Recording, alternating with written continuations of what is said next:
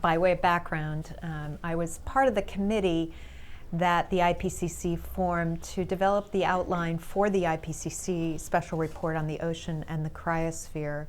And I've reviewed both the drafts. And without revealing anything in the drafts, I can pretty much guarantee that the report will be fairly grim.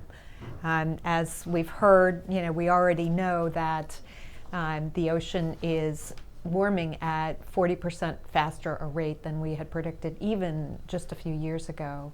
And it's becoming more acidic than it has been at any time in the last 2 million years. And the loss of oxygen and species that Callum and Dan described are rapidly accelerating. So to reiterate, there are things that we can do, and we are calling on countries and others to step up right now when this report comes out and respond in an effective and important way. The first thing, of course, that we need to do is to hold the global warming to 1.5 degrees, so to reduce our emissions dramatically as soon as possible. In addition, there are some steps that can be taken by governments, including the development and finalization of a new treaty to protect the high seas, which constitute 2/3 of the world's oceans, along with protecting 30% of the ocean by 2030 and adopting a new target to achieve that goal. The rationale behind the protected area strategy of protecting 30 by 30 is really analogous to reducing the outside stressors on a system that is already suffering from climate change.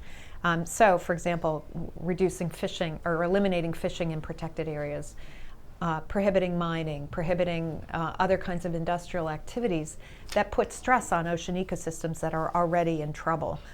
It's a little bit analogous to a person who has a cancer diagnosis. Before you undergo treatment, your likelihood of success is probably higher if you don't have underlying other stresses on your system like heart disease or diabetes. 30 by 30 is our goal, to highly protect or strongly protect 30% of the ocean by 2030. And that will help us achieve better resilience and health of the ocean as it faces these new climate threats, providing food security for billions and billions of people who rely on fish for their basic sources of protein as well as economic livelihood.